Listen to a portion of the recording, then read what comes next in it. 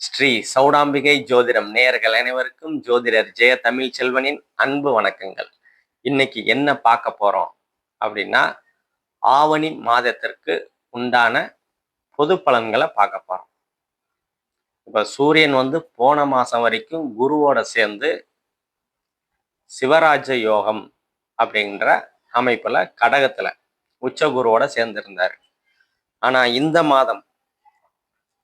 மாதம் முக்கியமான நிகழ்வு, அதாவது சூரிய கிரகணம், கேதுவோட சேர்ந்து சூரிய கிரகணம் ஆக போறாரு. ஆல்ரெடி சிம்ம வீட்டுல கேது பகவான் இருக்கிறாரு. ராகு கேதுக்களோடு சூரியன் சந்திரன் இணைவது கிரகணம் அப்படின்ற அமைப்பு வரும். அது ஒளி கிரகங்களான சூரியன் சந்திரனுக்கு கொஞ்சம் பாதிப்பை தான் ஏற்படுத்தும். இப்ப பொதுவா சூரியன் அப்படின்னாலே அரசு, தந்தை, பூர்வீகம் அப்படிங்கிற அமைப்பை குறிக்கக்கூடிய கிரகம். அந்த கிரகம் சூரியன் சிம்மத்திலேயே இருக்கிறது ஒரு நல்ல விஷயம்தான், விசேஷமான அமைப்பு. ஆனாலும் கேதுவோட இணையும் போது கொஞ்சம் கிரகணம் அடையும் போது அவர் பாவத்துவம் ஆவார். பாவத்துவம் அப்படின்னா ஒரு செயல் அரசு சார்ந்து, தந்தை சார்ந்து, பூர்வீகம் சார்ந்த அமைப்புகள் எல்லாம் கொஞ்சம் கவனமா இருக்கிறது இந்த காலகட்டத்துல எல்லாருக்கும் நன்மையை கொடுக்கும். மெயினா சிம்ம ராசிக்காரங்க, சிம்ம லக்னம், சிம்ம ராசிக்காரங்களுக்கு கொஞ்சம் ஸ்ட்ரகிள் ஆகும் தான். அந்த கேதுவோட 8 டிகிரி முன்பின் அமைப்புல கிரகணம் விட்டு விலகின பிறகுதான் அந்த அமைப்பு கொஞ்சம் சரியாகக்கூடிய தன்மைகள் இருக்கும். அது வரைக்கும் நாம சொன்ன அமைப்புகள்ல கொஞ்சம் கவனமா இருக்கிறது உங்களுக்கு நல்லது. அதே மாதிரி புதன் ஒரு 5 நாள் கடகத்திலையும் 15 நாள் சிம்ம வீட்லையும், அதுக்கப்புறம் 10 நாள் கடைசி இந்த மாதத்துல கடைசி 10 நாள் புதன் உச்சமடைவார். புதன் உச்சமடையக்கூடிய ஒரு சூழல் நல்ல அமைப்பு இந்த காலகட்டத்துல. அது யாரா இருக்கு அப்படின்னா, கன்னி ராசிக்கு, மிதுன ராசிக்கு நல்லது. அதுக்கப்புறம் சுக்கிரன் நீச்ச நிலையில இருப்பார். நீச்ச நிலையில இருக்கிறது மட்டுமல்லாம சனியோட 7ஆம் பார்வையிலையும் இருப்பாரு. ஒரு 16 நாள் நீச்ச நிலையில இருப்பார். அதற்கு பிற்பாடு தன்னோட சொந்த வீடான துலாம் ராசிக்கு போயிடுவாரு. ஒரு 15 நாள் இருப்பாரு. அப்பம்போது சுக்கிரன் பலம் அடையக்கூடிய அமைப்புகள். முதல் 16 நாள் ரிஷப, துலாம் ராசிக்காரங்க கவனமா இருக்கணும். இந்த அமைப்பு தான் இந்த முக்கூட்டு கிரகங்கள்னு சொல்லுவோம். சூரியன், புதன், சுக்கிரன்,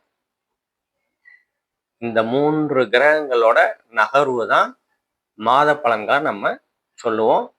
இப்ப ஒவ்வொரு ராசிக்கும் உண்டான பொது பலன்களை நம்ம பார்ப்போம். ரிஷபராசி நேயர்கள் அனைவருக்கும் வணக்கம். உங்க ராசிநாதன் இந்த காலகட்டத்துல நீச்சமாகிறது ஒரு குறைதான். ஆனாலும் 15 நாள் தான் அந்த நிலைமை. அடுத்த 15 நாள் உங்க ராசிநாதன் 6ஆம் இடத்துல ஸ்தான பலத்தோட இருப்பார். அது ஒரு நல்ல அமைப்பு. இப்ப உங்க ராசிய சனி பகவான் பார்க்கறதுனால ரிஷப ராசிய சோம்பல் கொஞ்சம் இருக்கும். எதையும் தள்ளி போடக்கூடிய தன்மைகள், சுறுசுறுப்பா ஒரு செயலை செய்ய முடியாத தன்மை இந்த காலகட்டத்துல ரிஷப ராசிக்காரங்களுக்கு இருக்கும். அதை கொஞ்சம் பொறுப்பை உணர்ந்து கொஞ்சம் கவனமா நீங்க அந்த சோம்பல் தனத்தை கொஞ்சம் தள்ளி சுறுசுறுப்போட செயல்பட்டா உங்களுக்கு வெற்றிகள் கிடைக்கக்கூடிய அமைப்பு கண்டிப்பா இருக்கும். அதே மாதிரி 2ஆம் இடத்துல செவ்வாய் இருக்கிறதுனால வார்த்தைகளை கொஞ்சம் பார்த்து பிரயோகப்படுத்துறது உங்களுக்கு நன்மையை கொடுக்கும். அதே மாதிரி 3ஆம் இடத்துல குரு பகவான் இருக்கிறதுனால இளைய சகோதரிகள் சார்ந்து அனுகூலங்கள், ஆதாயங்கள் கண்டிப்பா இருக்கும். போன மாசம் வரைக்கும் தம்பி தங்கைகள் கிட்ட சண்டை சச்சரவுகள், கருத்து வேறுபாடுகள் இருந்தது அப்படின்னா, இந்த காலகட்டத்தில அதெல்லாம் சரியாகக்கூடிய ஒரு அற்புதமான தன்மைகள் இந்த காலகட்டத்தில உங்களுக்கு கண்டிப்பா இருக்கும். அதே மாரி புகழை குறிக்கக்கூடிய இடம் வந்து 3ஆம் இடம் தான்.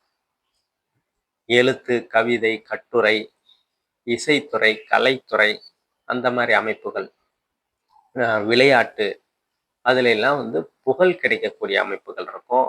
முயற்சி ஸ்தானம் 3ஆம் இடம் தான் முயற்சி ஸ்தானம்னு சொல்லுவோம். இதை சார்ந்து முயற்சி முயற்சி முதல்ல பண்ணுவீங்க. அந்த முயற்சிக்கு பலன் கிடைக்கக்கூடிய அமைப்புகள் இந்த காலகட்டத்துல உங்களுக்கு நல்ல விதமா இருக்குது. அதே மாரி 4ஆம் இடம் வந்து கேது இருக்கிறாரு. 4ஆம் அதிபதி அங்கேயே கிரகணம் ஆகிறதுனால, வீடு, வாகனம் அது சம்பந்தமா கொஞ்சம் கவனம் தேவை. வீடு வாங்கணும், இல்ல நிலம் வாங்கணும் அப்படின்ற அமைப்பு இருந்தது. இல்ல வாகனம் வாங்கணும் அப்படின்னா, பேப்பர்ஸ 1க்கு 2 முறை செக் பண்ணி வாங்கிக்கிறது உங்களுக்கு நன்மைய கொடுக்கும். அதே மாரி 5ஆம் இடத்துல சுக்கிரன் இருந்து சனி பார்வை இருக்கிறதுனால, குழந்தை சார்ந்து அமைப்புகள்ல கொஞ்சம் கவனமா இருக்கிறது உங்களுக்கு நல்லது. இன்னும் கொஞ்சம் மேற்கொண்டு எஃபெக்ட் போட்டு குழந்தைகள கொஞ்சம் கவனமா பார்த்துக்கங்க. அதே மாதிரி 6ஆம் இடத்துல சுக்கிரன் 2வது 15 நாள் 6வது இடத்துக்கு போறதுனால வேலை வாய்ப்புகள்லாம் கிடைக்கும். ரொம்ப நாளா வந்து வேலை தேடிக்கிட்டே இருக்கிறேன், கிடைக்கல.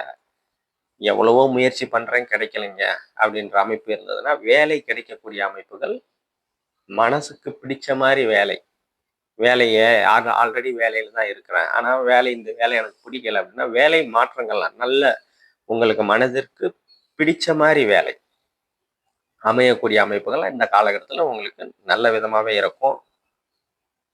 அதே மாரி உங்க ராசிக்கு 7ஆம் இடத்த குரு பார்வை இருக்கிறதுனால, கணவன் மனைவி உறவுகள் நல்லாவே இருக்கும். ரொம்ப நாளா வந்து திருமணம் ஆகல. பொண்ணு பார்த்துக்கிட்டு இருக்கோம், மாப்பிள்ளை பார்த்துட்டு இருக்கோம். எதுவும் அமைய மாட்டேங்குது அப்படின்ற அமைப்புகள் இருந்ததுன்னா, கண்டிப்பா திருமண வாய்ப்புகள்லாம் கண்டிப்பா இந்த காலகட்டத்துல கைகூடி வரக்கூடிய அமைப்புகள் கண்டிப்பா உண்டு. அதே மாரி உங்க ராசிக்கு 3ஆம் இடத்துல இருக்கிற குரு பகவான் 9ஆம் இடத்த பார்ப்பார். 9ஆம் இடம் வந்து தந்தை ஸ்தானம், பாக்கியஸ்தானம்னு சொல்லுவோம். இதனால தந்தை வழி உறவுகள்னால அனுகூலங்கள், ஆதாயங்கள் கிடைக்கக்கூடிய அமைப்புகள் இருக்கும். தந்தை வழி சொத்து ஏதாவது வரணும் அப்படின்ற அமைப்புகள் இருந்ததுன்னா, அதெல்லாம் இந்த காலகட்டத்துல உங்களுக்கு கிடைக்கக்கூடிய அமைப்புகள் பரிபூரணமா உங்களுக்கு கிடைக்கும். 10ஆம் இடத்துல ராகு பகவான் இருக்கிறாரு. எதையும் இந்த காலகட்டத்துல மேற்கொண்டு முதலீடு எதுவும் போடாதீங்க. அது வந்து கொஞ்சம் தடைகளை கொடுக்கும்.